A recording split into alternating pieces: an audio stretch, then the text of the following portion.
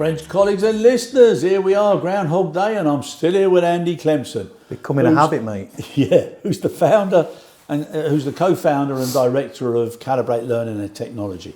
We've just done a couple of sessions. We're now about to embark on our third, and what I'd like to do, Andy, I'd like to pitch a little question to you. So I'm aware of the fact that you've got cross-industry expertise and there's a lot of similarities. But what I'd like to say now is, like within aviation, what opportunities do you think there are there for people and people skills, and why is this so important at this moment in time? I think, Chris, the opportunities are massive based on there is a people shortage, particularly trying to get people into aviation. Maybe that's perceptions, lots of different reasons, but we can change that mantle in terms of how we go about focused on that. Right. So the opportunities for me are there is progression, but it's how you're going to support that, how you're going to give people a willingness to want to do it.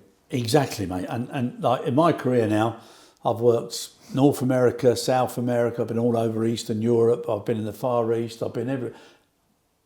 And I've watched people operate in some of the most challenging of environments. Freezing cold in Chicago, where the water in your eyes almost freezes. Yeah. The excessive heat in Saudi and the Middle East.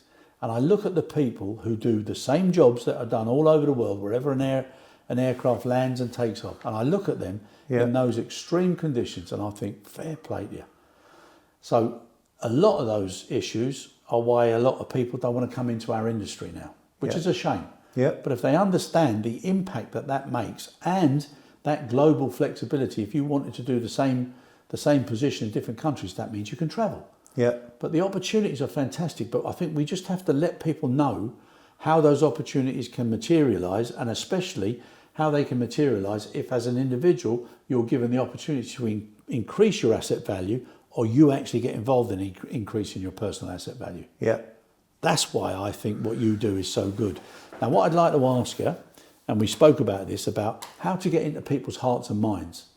And what I loved was your answer, which was you go to the heart or the primary element in the motor, as you said, and you said it's around the supervisor and a few positions below and a few positions above, because that's basically the driving force of the core business. Yep. And it's also covers succession that goes up and succession that goes up, but it's all as good as the supervisor. Yeah, and it's your biggest management population as well, right? Yeah. So you want the right level of support. So, how people get into those positions, will vary. Yep. But while they're in those positions, then how do you make them the best they can actually be? Yep. Because if someone's taken that step, Chris, to want to go to team leader, supervisor, then clearly they have career ambition. Yep. So a lot will want to go further. Yep. But what it should be is a meritocracy in terms of how they get to those levels. Yep. Now, how do you actually support, for example, that development path? Now, a lot of the people I've spoken to don't have a career journey mapped out within the organisation.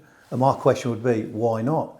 Because it's the biggest asset value you've got is your people. So, it's how you support that.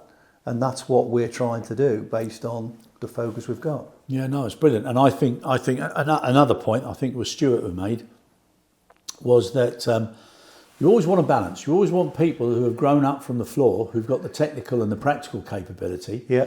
And then for them, you want them to come up because at the end of the day, you need people who are in senior management positions who understand what goes on in the core business on the floor.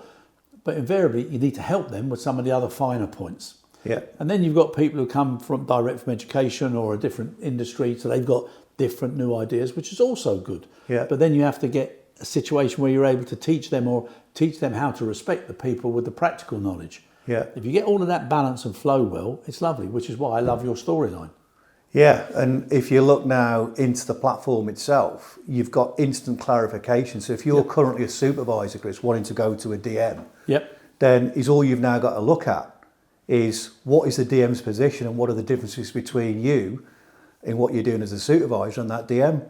And then it's a case of what can I do? And this is where now people, Chris, are willing to take additional responsibility if there's something in it for them. Yep. And as long as that's supported, you really then start to affect your succession plan. Exactly. Because you're giving, again, people reasons to stay. Yeah. Now, there is loads of opportunity, like you said, but it's just how we make the most of that. Yeah. People shouldn't be leaving for 50 cents an hour, 50 cents there. It's ridiculous. Yeah. Because there's a lot of good organisations. It's just how we increase that focus on people. Yeah, no, 100%, Andy. And I think the other thing as well is what it does with what you're doing is it produces a more agile workforce because they're being upskilled, new skilled and cross skilled. Yep. And then that adds value to their personal asset value, and the company values them more. Yeah. And again, it's another reason why to stay, because you've got more opportunities. Well, I'll look at it this way, Chris. If you influence one person the right way, typically they'll influence someone else in that same vein. You know, and the mantra we like to get to is, even where you've got non-supervisory levels, for example, if the supervisors and the lower level management teams are doing the right thing, it's where people actually say to somebody else that's not doing what they should be doing, this is the way we work around here.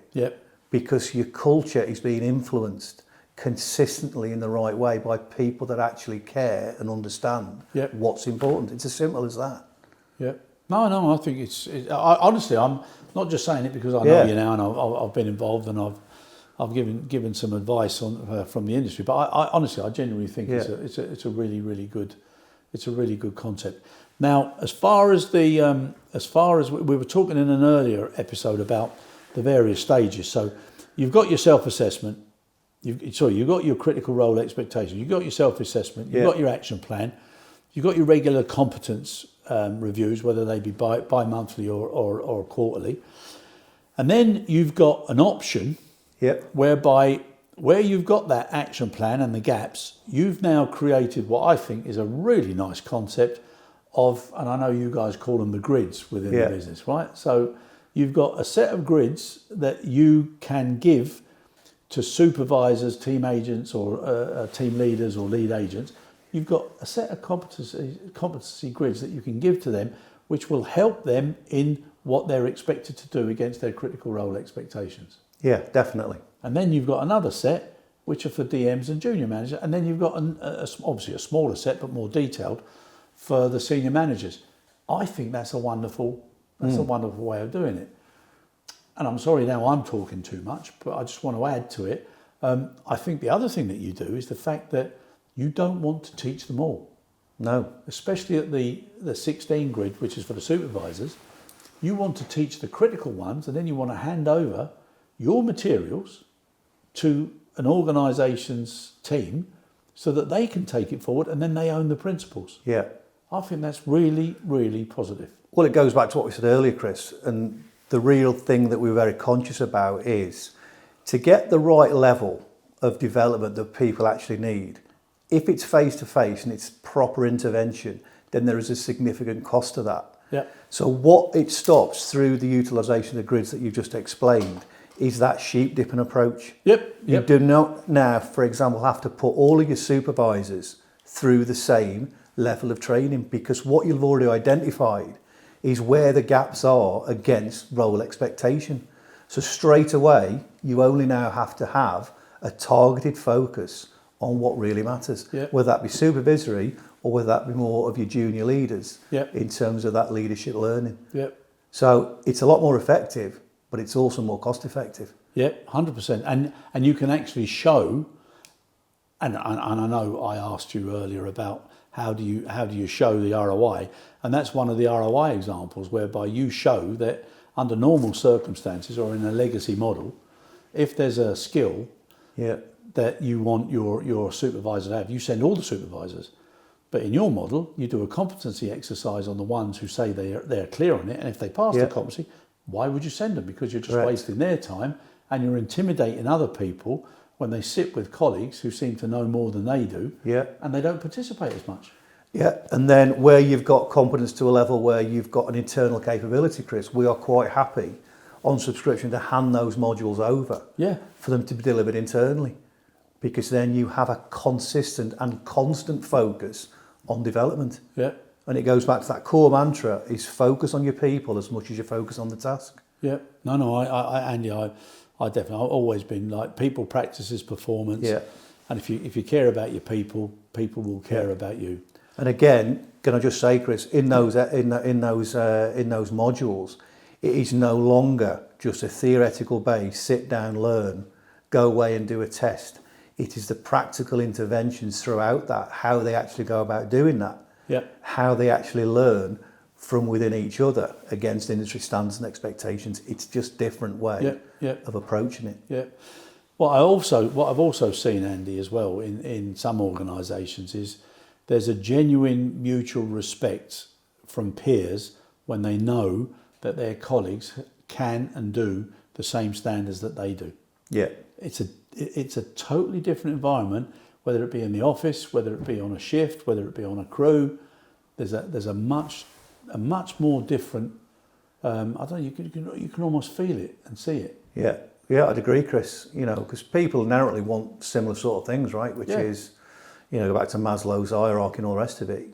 You know, nice home, nice benefits and all the rest of it. But it's how we can support them to realise their own ambition. And for some, an ambition is not promotion, but what we can do is help them be as good as they can be in the job that they've got. Yeah. And there's a lot of people like that, Chris. Yeah. And they're the people we want to retain as well, right? Yeah. Because that's your experience level. And I think, Andy, if an organisation goes to the trouble of trying to identify, and we've spoken about the terminology, multipliers. Yeah. People who everybody likes to work with. People who aren't always moaning. People who always see a positive side to it. When you get deeper, they're normally people who are happy with their outside life. Yeah. And they know that job is what allows them to do what they like outside. Whether it be spending more time with their family at home, whether it be more sports, whether it be more interests or whatever. But it doesn't mean that at a particular point in their life, maybe when the kids go to university or whatever, that they might want extra responsibilities to challenge them more. Yeah. And an organisation that allows that stability of a large group of multipliers who can convert at any time because there's an opportunity there or a desire, that is what makes people stay with an organisation as well. Exactly. And again, what we're not talking about, Chris, here is small scale organisations. No. The opportunity is huge for the people that want to access it. Yeah. Is all we can do through the Calibrate elements is share with them what that level of opportunity is and then help them to actually achieve that, which has got to be beneficial in terms of sustainability for the company longer term. Yeah. Because people matter at the end of the day. And also a feel-good factor. Yeah.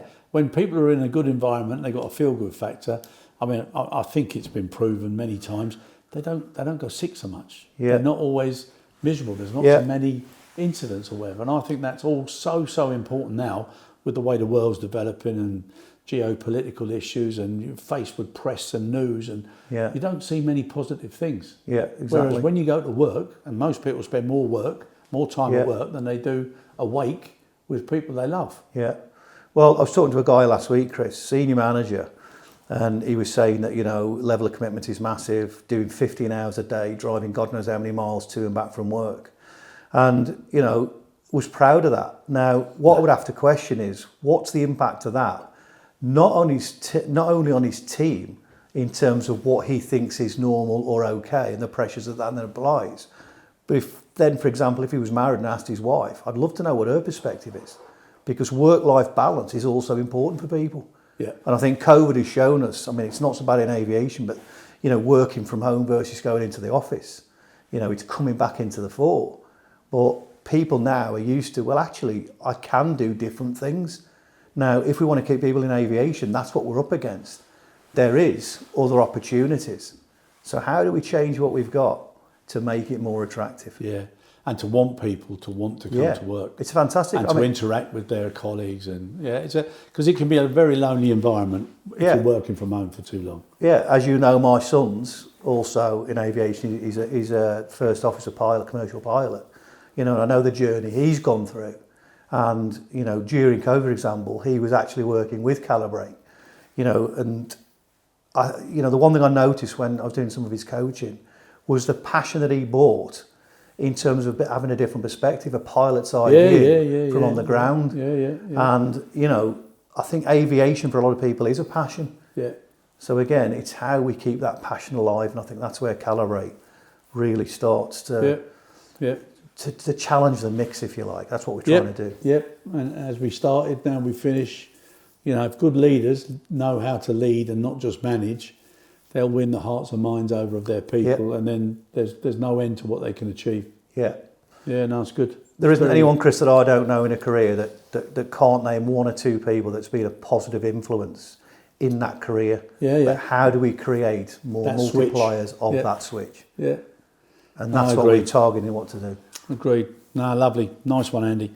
All right. No probs. Yep. Speak to you again shortly. Another little session. Cheers, Chris. Thanks very much again.